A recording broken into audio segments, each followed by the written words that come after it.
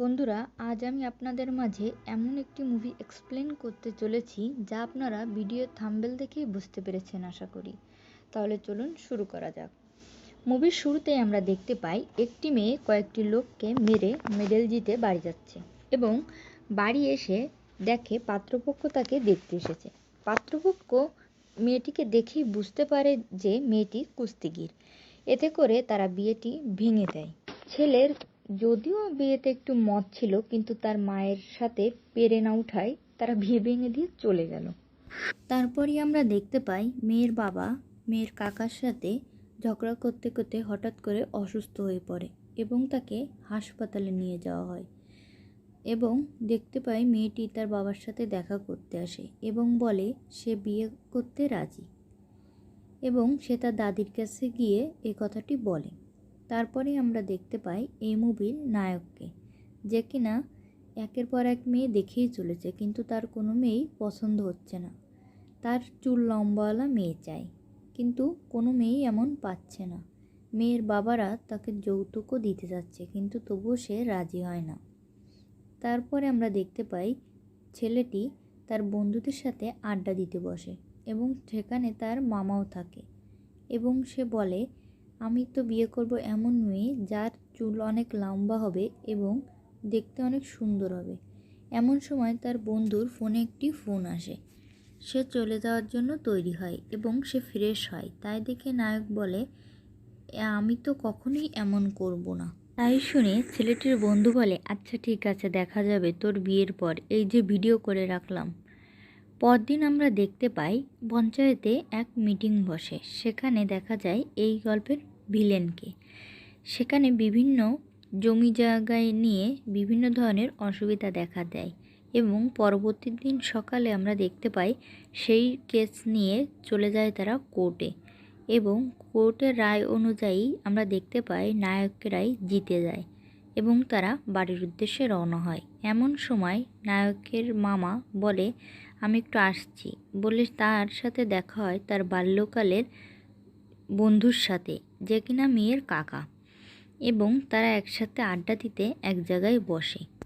সেখানে আড্ডায় বসাকালীন সময়ে ছেলেটির মামা বলে আমার ভাগিনাকে বিয়ে দেব, এবং মেয়েটি বলে আমারও তো ভাইজি আছে যাকে বিয়ে দেব, তোমরা চাইলে একবার গিয়ে দেখে আসতে পারো, আমার ভাইজি খুব সুশীল এবং সুন্দরী। সে বলে তো আসে, কিন্তু বাড়ি এসে এদিকে তো অবস্থা খারাপ, মেয়ের তো চুল লম্বা নয়, সে সুশীলও নয়। তাই রাজি করানোর জন্য তারা তাকে নকল চুল লাগাতে বলে, কিন্তু মেয়েটি তা ছুঁড়ে দিয়ে চলে যায়। পরদিন সকালে পাত্রপক্ষ তাকে দেখতে আসে এবং তাদের কথাবার্তায় আমরা বুঝতে পারি মেয়েটিকে তাদের খুবই পছন্দ হয়। এমন সুশীল মেয়েকে কেউ আর হাতছাড়া করে? ছেলেটিও খুব রাজি। মেয়ের বাবা যৌতুক দেওয়ার কথা বলে, কিন্তু আমাদের নায়ক যৌতুকের বিরুদ্ধে প্রতিবাদ করে এবং মেয়েটিও খুবই অবাক হয়। তারপরে আর কি তাদের বিয়ে হয়ে যায়। দেখতে পাই পরদিন সকালে মেয়েটি যখন ঘুম থেকে ওঠে তার চুল বিছানায় থেকে গেছে এবং সে সেটাকে কোনো রকমে টেনে হিঁচড়ে বের করে নিয়ে আবার পরে নেয়। তারপরে সে স্নানের উদ্দেশ্যে চলে যায় এবং স্নান করে এসে দেখে তার হাজব্যান্ড দাঁড়িয়ে আছে এবং তাকে বলে তুমি চুল ধুয়ে আসো, এবং সে চুল ধোয়ার জন্য বাথরুমে যায় এবং চুলটিকে ভালো করে কাপড় কাচার মতো কেচে নিয়ে আসে।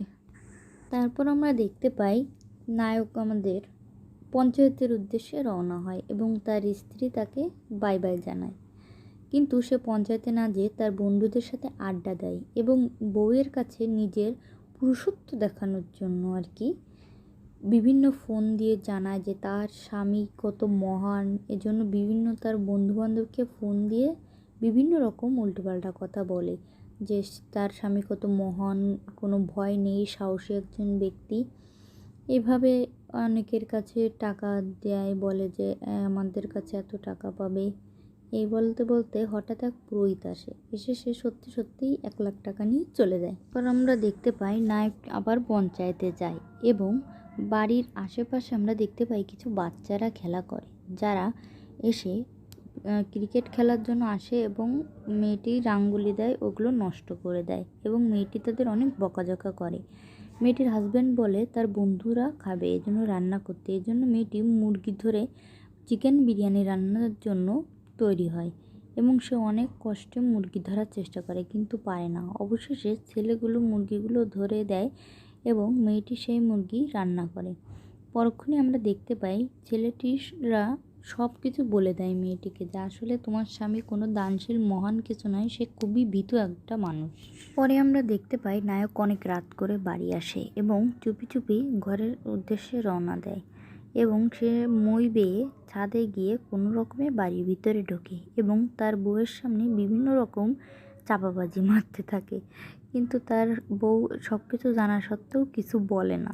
সে তার স্বামী চাপাবাজি মারতেই থাকে। সে সব কিছু সহ্য করে নেয় এবং বিরিয়ানি না রেঁধে তাকে জল দেওয়া ভাত আর লঙ্কা দেয় এবং মনে মনে রাগে খুবই ফুলতে থাকে। তার স্বামী কোনো রকমে খেয়ে ঘুমিয়ে পড়ে। পরদিন আমরা দেখতে পাই আবার তারা সবাই কোর্টের উদ্দেশ্যে রওনা হয়েছে ভিলেনের সাথে সেই কেসটি নিয়ে।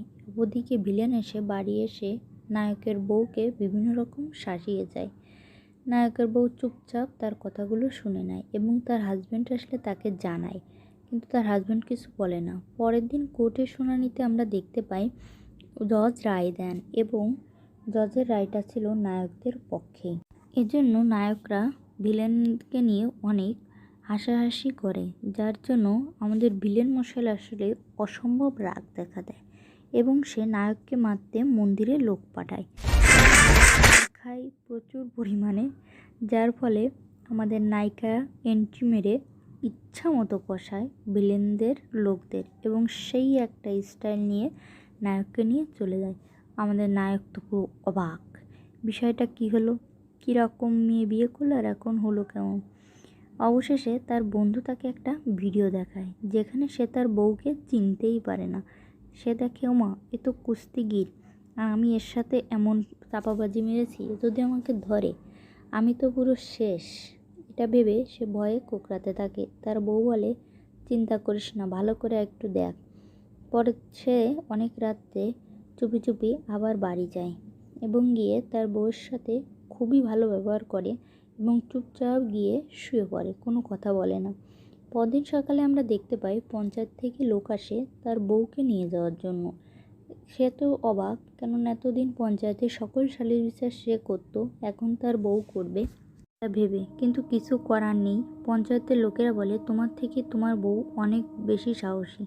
তখন নায়ক হাত জোর করে বলে, যা মেরি মা। তারপর আর কি, নায়িকা চলে যায় পঞ্চায়েতে সালিশ বিচার করার জন্য এবং আমরা পরবর্তীতে দেখতে পারি এই বিষয়টা নিয়ে মেয়ের কাকা এবং ছেলের মামার ভিতরে প্রচুর ঝগড়াঝাটি হয় এবং এক পর্যায়ে তাদের ভিতরে হাতাহাতি চলে যাবে। এমন সময় মেয়েটি ছেলেটির মামাকে থাপ্পড় মারে, যেটি দেখে আসলে বিষয়টা অনেক সিন ক্রিয়েটের পর্যায়ে চলে যায় এবং নায়ক এসে মেয়েটিকে থাপ্পড় দেয় এবং বলে বাড়ি থেকে বের হয়ে যেতে। মেয়েটি বলে, ঠিক আছে চলো কাকা, আমরা এখনই চলে যাব এবং সে এবং তার কাকা তখনই ওই বাড়ি ছেড়ে চলে যায়। মেয়েটির কাকা তাকে অনেকবার বারণ দেয়, যাওয়া লাগবে না, চল ক্ষমা চেয়ে নে, কিন্তু মেয়েটি কোনোভাবেই শোনে না এবং অবশেষে তারা তার বাড়ি চলে যায় এবং মেয়েটির বাবা সব কিছুই বুঝতে পারে কিন্তু কোনো কিছু বলে না। কিছুদিন পরে কোর্ট থেকে নোটিশ পাঠানো হয় মেয়েটিকে ডিভোর্স লেটার। এটি দেখে মেয়েটি তো পুরো অবাক। মেয়েটির কাকা মা সবাই বলে যে তুমি এ সমস্ত চিন্তা বাদ দাও, দিয়ে তুমি আগে যেভাবে কুস্তি খেলতে ওইভাবে তোমার খেলাটা রেগুলার প্র্যাকটিস করো। এদিকে আমরা দেখতে পাই মেয়েটির বাবা যায় ছেলেটির মামার কাছে ক্ষমা চাইতে, কিন্তু সে ব্যর্থ হয়ে ফিরে আসে এবং মেয়েটি পরদিনই কুস্তির ক্যাম্পাসে ভর্তি হয় এবং সে সেখানে খুব মন দিয়ে কুস্তি করে। এদিকে ছেলেটির মামা এসে বলে, মেয়েটি তোমাকে ডিভোর্স দিতে চেয়েছে, সে তোমার সাথে আর সংসার করতে চায় না। অপরদিকে আমরা দেখতে পাই কুস্তিগির এই লোকগুলো হচ্ছে শয়তান, মেয়েদের দিয়ে খেলিয়ে ইচ্ছা মতো তাদের ক্যাম্পাসের রেপুটেশন বৃদ্ধি করার জন্য এগুলো করে। সেখানে যদি কেউ প্রেগনেন্টও থাকে তারা সেগুলো দেখার কোনো চিন্তা করে না, তারা তাদের ইচ্ছা মতোই তাদের কাজ চালায়। অপরদিকে আমরা দেখতে পাই ভিলেনের কিছু লোক নায়কের উপর হামলা করে। এমন সময় ভিলেনের গাড়ি এসে নায়কের মারে যারা তাদের বলে যে তোরা এর গায়ে কেন হাত দিচ্ছিস, এর থেকে তো এর বউ বেশি শক্তিশালী, এর গায়ে হাত দিয়ে হাত নষ্ট করিস না।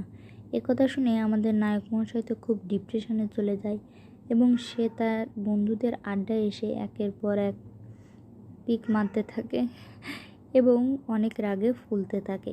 অবশেষে ছেলেটির মামা বলে, থাক, আজ থেকে তুইও কুস্তিতে জয়েন কর, তুইও অনেক শক্তিশালী হতে পারবি, দেখবি। এবং পরদিনই তারা চলে যায় কুস্তি শেখার জন্য ক্যাম্পাসে ভর্তি হতে।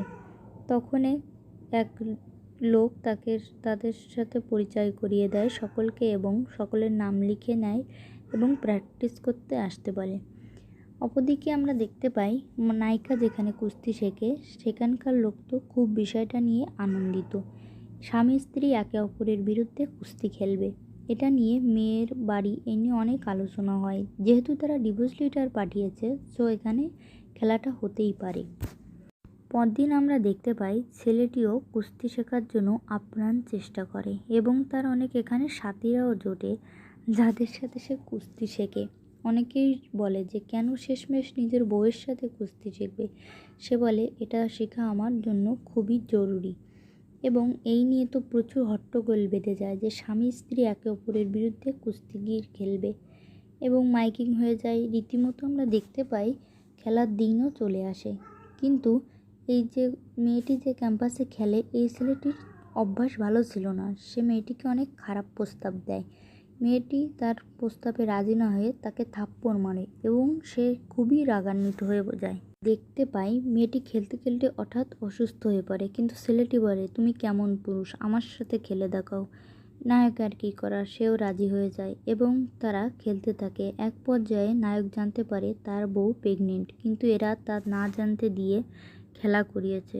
মেয়েটি এ নিয়ে অনেক আফসোস করে যে তার হাজব্যান্ড আজ এখনও এলো না, এখনও খেলার ভিতরে আছে। পরবর্তীতে যখন তার হাজব্যান্ড জানতে পারে যে তার বউ প্রেগনেন্ট ছিল, তখন সে তখনই হাসপাতালে দেয় এবং এভাবে একটি হ্যাপি এন্ডিংয়ের মাধ্যমে এই মুভিটি শুরু হয় এবং সে পার্মানেন্ট কুস্তিগির হয়ে যায়।